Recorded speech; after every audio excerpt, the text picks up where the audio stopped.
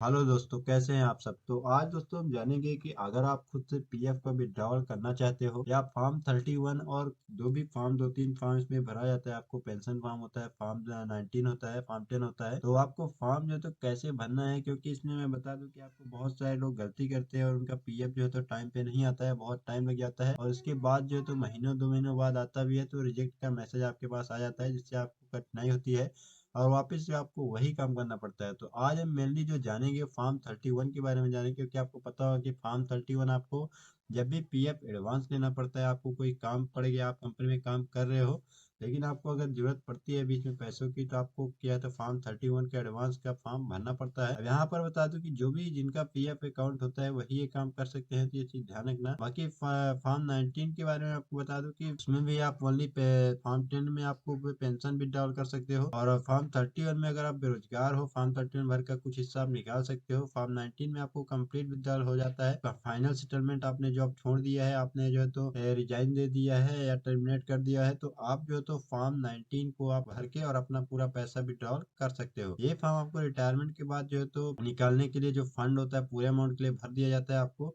और इसे final statement के नाम से भी जाना जाता है, जो फॉर्म 19 को कहते हैं। पेंशन अमाउंट अगर आप निकालना चाहते हो तो फॉर्म 10 सी आपको निकालना पड़ेगा। तो यहाँ पर फिलहाल हम चलते हैं गूगल पे और यहाँ पर आपको बताया तो कि आपको क्या सर्च करना है। सबसे पहले आपको गूगल में जाके मेंबर होम डाल के सर्च कर लेना है, इसके बाद आपको जो है तो वो कर देंगे। अब यहाँ पर आपको बता दूं कि तो इस तरह से आपके पास जैसे मेंबर होम में आप क्लिक करते हो, वहाँ पर फर्स्ट पेज में आपको क्लिक करना है। यहाँ पर आपको सिंपली अपना जो यूएएन नंबर है वो डालोगे और आपने जो पासवर्ड बनाया था वो डाल दोगे। बाकी यहाँ पर कैप्चा कोड डाल दोगे। अगर आप लोगों के पास अभी अभी ज्वाइन किया हुआ है, मतलब कम से कम 6 महीने तो हो ही जाना चाहिए, तो अगर हो गया आपका यूएएन नंबर नहीं है आपके पास, तो आपको जो सैलरी स्लिप होता है बेसिकली उसमें लिखा रहता है यूएएन नंबर।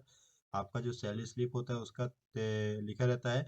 बाई चांस अगर आपको अभी एक्टिवेट नहीं है यूएएन नंबर, तो आपको जो तो सैलरी स्लिप से एक्टिवेट यहाँ पर जो ऑप्शन मैं दिखा रहा हूँ, यहाँ से जैसे आप क्लिक करोगे एक्टिवेट यूएएन में, तो आपका रजिस्टर्ड जो वो रहेगा, तो आप वहाँ पर ओटीपी जाएगा और उससे आप यूएएन अपना जान सकते हो। फिलहाल हमें इस केस में ये है कि यूएएन हमें सब कुछ पता है, डिटेल में आपको बता दूं की, और आगे भी जो शर्त है वो आपको बता दूंगा। तो यहाँ पर फिलहाल हम लॉग इन कर लेते हैं। जैसे आप साइन इन करोगे दोस्तों, तो यहाँ पर इस तरह का पेज आपके सामने ओपन होगा, जहाँ पर आपको ये सब चीज दिखाई देगा। ई नामांकन सुविधा के लिए यहाँ पर बताया जा रहा है, तो इसको आप फाइल नाउ में कर फाइल करना चाहते हो तो कर सकते हो, इसके लिए अलग से वीडियो बना दूंगा। नहीं तो फिलहाल अभी जो पीएफ अगर विड्रॉल सिंपली करना चाहते हो तो इसको लेटर में आपको क्लिक कर देना है। इसके बाद आप देख सकते हो कि यहाँ पर जो है तो पूरा मेंबर का प्रोफाइल ओपन हो चुका है। इसके बाद आपको थोड़ा जो नीचे यहाँ पर देख सकते हो कि प्रोफाइल इंफॉर्मेशन दिया गया है और मोर इन्फॉर्मेशन दिया गया है। ये चीज एक ध्यान रखना आपकी, जैसे आप पीएफ विड्रॉल करते हो तो आपको जो केवाईसी है वो सक्सेस पूरा होना चाहिए, और जो पैन कार्ड है, आधार कार्ड है, पूरा एक्टिव दिखाना चाहिए, वेरीफाइड होना चाहिए। यहाँ पर सिंपली आपको प्रोफाइल इंफॉर्मेशन में क्लिक करोगे तो यहाँ पर देख सकते हो कि वेरीफाइड है, यहाँ पर सब ये हमारे केस में जो है तो आधार कार्ड भी वेरीफाइड है, पैन कार्ड भी, यहाँ पर जो नया जो भी पैन कार्ड आपका एक्टिव पैन कार्ड यहाँ पर लिंक है, बैंक के अकाउंट का नंबर यहाँ पर लिंक है, वेरीफाइड किया गया बैंक से, मोबाइल नंबर लिंक है, ईमेल आईडी भी लिंक है। और आपको बता दूं कि अगर ये सब लिंक नहीं है, आपका ईमेल आईडी कोई एक भी चीज में अगर प्रॉब्लम है या नहीं है वो, तो सबसे पहले आपको पूरा केवाईसी अपना कंप्लीट करना पड़ेगा, तभी आपका फाइनल जो विड्रॉवल हो पाएगा, नहीं तो आपको दिक्कत हो गई और लास्ट में ये आपको करना ही पड़ेगा। तो आप ये ध्यान रखिए इस बात का कि आपका ये सब कंप्लीट होना चाहिए। अब यहाँ पर सिंपली आपको इसको कर देना है। सिंपली यहाँ पर आप देख सकते हो कि ऑनलाइन सर्विसेज दिया गया है, यहाँ पर आप देखते हो क्लेम फॉर्म दिया गया है, 31 दिया गया है, 19 दिया गया है, 10 सी दिया गया है और 10 डी दिया गया है। जैसा मैंने आपको बताया कि फॉर्म 31 आपको पीएफ एडवांस, आपको जॉब में रहते हुए अगर आपका कोई भी प्रॉब्लम हो जाता है तो आपको पीएफ का जो कुछ हिस्सा रहता है वो निकाल सकते हो। वो डिपेंड करता है ईपीएफओ में कि अपना सर्विस हिस्ट्री क्या है, आपने कितने साल तक काम किया हुआ है। वो ईपीएफओ डिपार्टमेंट जो है तो डिसाइड करके आपको जो भी है वो आवश्यकता पूर्वक दे देता है।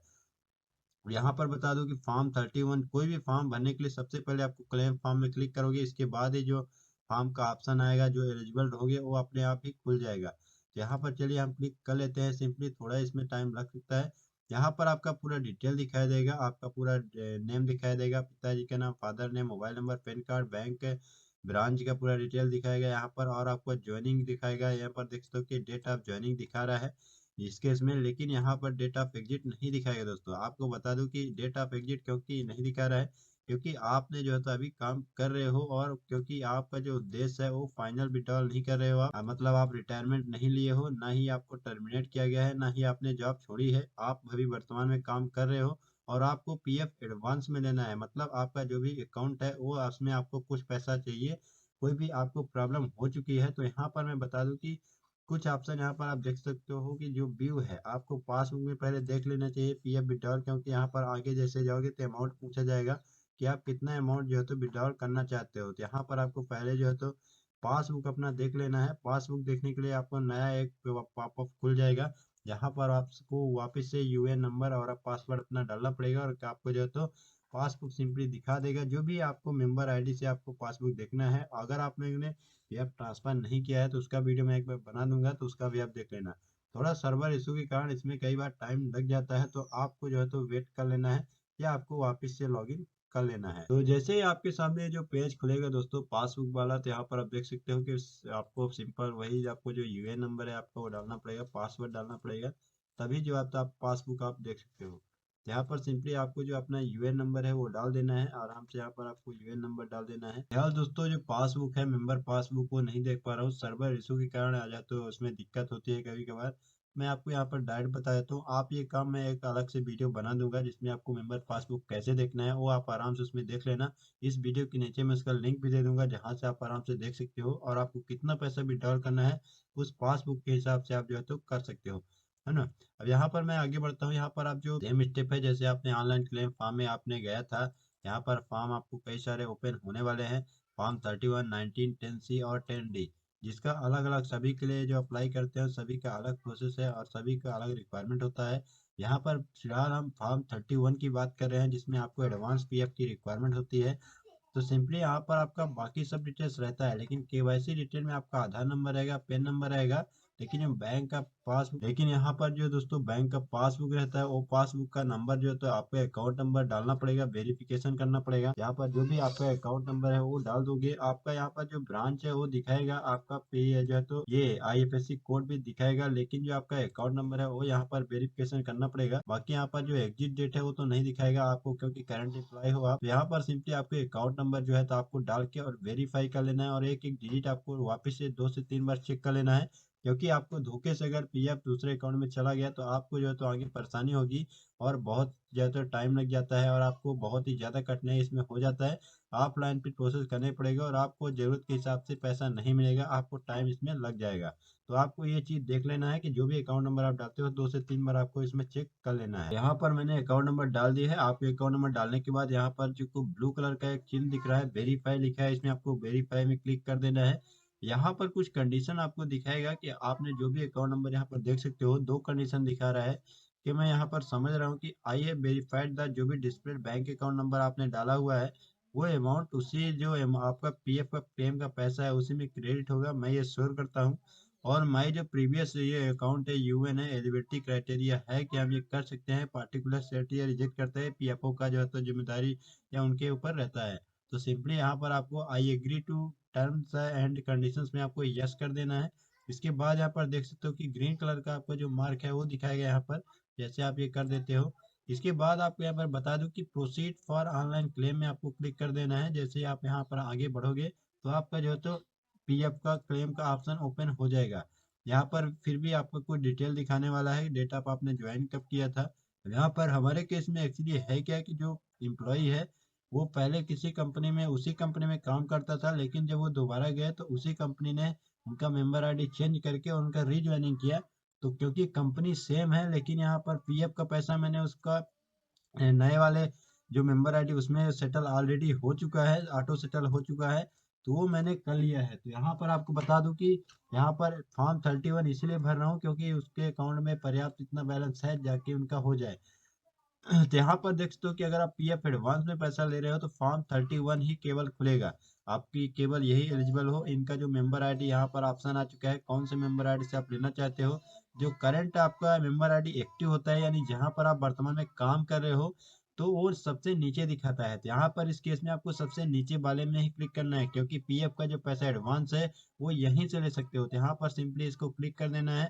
इसके बाद एडवांस पैरा में आप देख सकते हो कि बहुत सारे जो ऑप्शन है आपके लिए रेड कलर में है, लेकिन कुछ सारे जो ऑप्शन है वो दिए गए हैं, जिसमें आपका नेचुरल क्लाइमेटाइज है, नॉन सिटी पर आप वेजेस आपको 2 से 3 महीना हो गया लेकिन आपको जो है तो आपका पैसा नहीं मिला है, सैलरी नहीं आया है, या आपको कोई भी और भी दिक्कत है। बाकी यहाँ पर कंस्ट्रक्शन वगैरह के लिए आपको यहाँ पर कम से कम 60 महीना होना चाहिए सर्विस, लेकिन यहाँ पर ऐसा नहीं है। तो यहाँ पर फिलहाल मैं इलनेस के लिए यहाँ पर पैसा विड्रॉल कर लेता हूँ, जिसमें आसानी से पैसा आपको ओपन जो है तो निकल जाएगा। अब यहाँ पर आप देख सकते हो कि बताया जा रहा है कि आवश्यक अग्रिम राशि आप कितना एडवांस जो तो विड्रॉल पीएफ चाहते हो। तो ये आपको ऐसे ही मन से नहीं भर देना है। आपको जो व्यू पासबुक मैंने बता रखा था कि उसको आपको पासबुक कैसे देखना है, वो वीडियो अगर देखोगे तो आपको पूरा जानकारी मिल जाएगा। उस वीडियो का लिंक मैंने नीचे दे दिया है, तो एक बार उसको एक बार जरूर जाके देख लेना। यहाँ पर जो भी एम्प्लॉय का शेयर रहेगा वो उसको केवल यहाँ पर अमाउंट डालते हो। ये डिपेंड करता है कि ईपीएफओ आपके सर्विस के हिसाब से, आपका सर्विस कितने ईयर का हो चुका है, वो कितना डिसाइड करके देता है आपको। सिंपली ऐसा कभी होता है कि पूरा पैसा भी दे दिया जाता है, लेकिन कुछ केस में क्या कहते हैं काट भी के दिया जाता है। तो यहाँ पर सिंपली हम डाल देते हैं अमाउंट। जो भी आप अमाउंट डालोगे आपको पासबुक से अपना देख लेना है, उसके हिसाब से आप डालोगे। यहाँ पर सिंपली आपका एड्रेस डाल देना है। इसके बाद आपको स्ट्रीट, आपका पूरा एड्रेस आधार कार्ड के हिसाब से डालोगे तो आपको पीएफ पैसा जल्दी आने की संभावना रहेगा। स्टेट सिलेक्ट कर लोगे, इसके बाद यहाँ पर आपको जो तो डिस्ट्रिक्ट का ऑप्शन आ जाएगा। जैसे यहाँ पर हमने मान लीजिए कोई भी स्टेट यहाँ पर मैं सिलेक्ट करके आपको दिखा देता हूँ। यहाँ पर जैसे मैंने स्टेट सिलेक्ट कर लिया, इसके बाद आपको जो है तो डिस्ट्रिक्ट सिलेक्ट करने के लिए ऑप्शन आ जाएगा। यहाँ पर इस तरह का आप डिस्ट्रिक्ट सिलेक्ट करोगे। इसके बाद आपको चेक बुक का या पासबुक का, जो भी यहाँ पर आपको बता दूं कि ध्यान रखना, जो भी अकाउंट आप दे रहे हो वो पीएफ से केवाईसी उसका कंप्लीट होना चाहिए। केवाईसी कैसे करते हैं उसका वीडियो मैं अलग से आपको बता दूंगा। तो कमेंट करके आपको बता देना है कि अगर आपको रिक्वायरमेंट है तब। अब यहाँ पर कुछ इंस्ट्रक्शन आपको दिए गए हैं कि अगर आप जो है तो स्कैन या चेक बुक करते हो या पासबुक आप करते हो, जो पीएफओ से लिंक होना चाहिए, पीएफओ केवाईसी अब कंप्लीट होना चाहिए, उसका जेपीजी और जेपीईजी साइड में कर सकते हो। बाकी यहाँ पर आपको मिनिमम 100 केबी से कम नहीं होना चाहिए और मैक्सिमम 500 केबी से जो उसका साइज है वो ज़्यादा नहीं होना चाहिए। बैंक अकाउंट का जो नंबर है और आईएफएससी कोड है और आपका जो नाम है वो विजुअल ऑन चेक होना चाहिए, या पासबुक में पूरा दिखाई देना चाहिए स्पष्ट रूप से। और scanned image should be readable, जो भी इमेज दे रहे हो वो रीडेबल होना चाहिए, आपको पढ़ने में कठिनाई ना हो। अगर आप कुछ स्कैन इमेज कर रहे हो नॉट रीडेबल, तो आपका रिजेक्ट कर दिया जाएगा। यहाँ पर आप देख सकते हो सिंपली यहाँ पर लिखा गया है। बाकी यहाँ पर जो इंस्ट्रक्शन है वो भी आप देख सकते हो, लेकिन हमारे केस में मैंने सब कुछ कंप्लीट किया हुआ है। तो यहाँ पर चूज फाइल में आप जाओगे, जहाँ भी आपने रखा होगा यहाँ पर करोगे, इसके बाद आप व्यू भी कर सकते हो। तो यहाँ पर सिंपली इस तरह का व्यू आप देख सकते हो, और आपको खुद से पढ़ लेना है कि अगर आपको जैसा पढ़ने को दिया जाए तो आप समझ सकते हो तो अच्छी बात है। बाकी कुछ नहीं है, यहाँ पर एड्रेस डालोगे, एड्रेस जैसे ही डालोगे आपका जो भी एड्रेस है आधार कार्ड के हिसाब से एड्रेस डाल के, और यहाँ पर एक ऑप्शन आपको आएगा वो भी मैं आपको बता देता हूँ। ये सब करने के बाद आपको यहाँ पर देखिए हमने पता है एड्रेस पूरा डाल दिया है। जो भी आपका एम्प्लॉय का एड्रेस रहेगा वो आधार कार्ड के हिसाब से डाल देना है। ये ध्यान रखना है कि आपका पैन कार्ड वगैरह जो भी है वो लिंक रहना चाहिए, क्योंकि बाद में वो दिक्कत होगा। अगर आपका पीएफ विड्रॉल करना चाहते हो तो ये चीज़ आपका रहना चाहिए। उसके बाद आपको यहाँ पर देखते हो कि सहमति आपको अपना देना है कि आप सर्टिफाइड कर रहे हो कि जब जो भी जानकारी मैंने दिया है वो सब सही है। अब इसके बाद आपको गेट आधार ओटीपी, आपकी जो रजिस्टर्ड मोबाइल नंबर रहेगा जो पीएफ से जो ईपीएफओ से लिंक रहेगा प्लस आधार से लिंक रहेगा, उसमें आपको आधार गेट आधार ओटीपी में क्लिक कर देना है। यहाँ पर जैसे आप करते हो तो आपके सामने देख सकते हो कि आपके जो रजिस्टर्ड मोबाइल नंबर है उसमें ओटीपी जा चुका है। वहां से आपको 6 डिजिट का जो आपका मोबाइल ओटीपी है, मोबाइल ओटीपी गया है, उसको यहाँ पर डाल देना है। और वैलिडेट ओटीपी करने के बाद आपको यहाँ पर सबमिट कर देना है।